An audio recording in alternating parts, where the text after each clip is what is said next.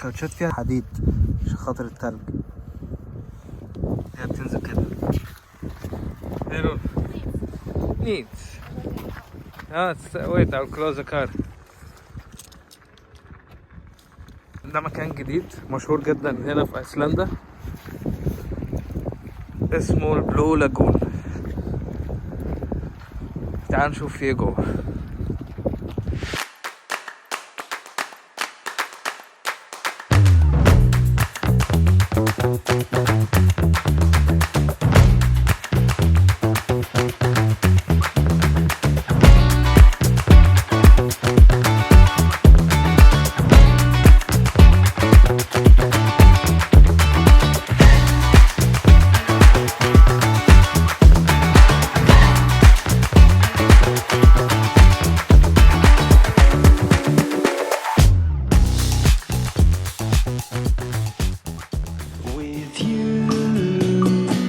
I can't be sad with you.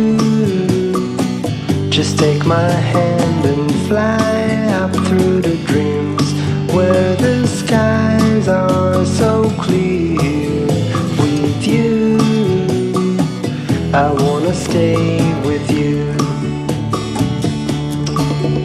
With you, I love the way that you love me today. Let's run up through the fields where the sun shines and heals. With you, I wanna stay with you.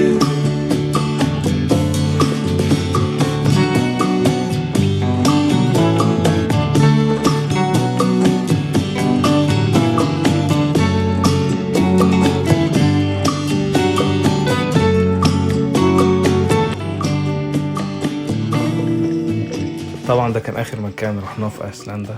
هتوحشنا بصراحه، وان شاء الله مش اخر مره نزورها، ان في حاجات كتير لسه ما عملناهاش او لسه ما شفناهاش.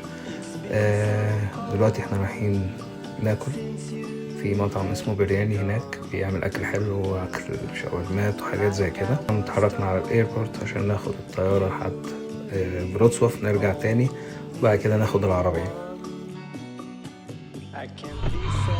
شاورما.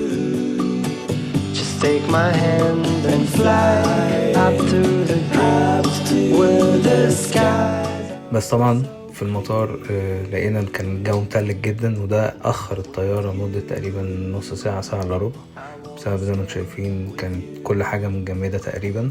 قعدوا يرشوا على الطياره زي حاجات زي ميه او مواد كده معينه الله اعلم، بحيث ان هي تنزل التلج اللي على الطياره عشان تقدر ان هي تتحرك براحتها. اتحركنا الحمد لله ورجعنا على كراكوف. استنوا فيديو جديد من زاكوبانا، حاجة جديدة جربناها. فلو مش عامل سبسكرايب ولايك اعمل سبسكرايب وفعل الجرس عشان تشوف الفيديوهات اللي جاية، ولا ايه؟ يلا سلام. I can't be sad with you. Just take my hand and fly up to the dreams where the sky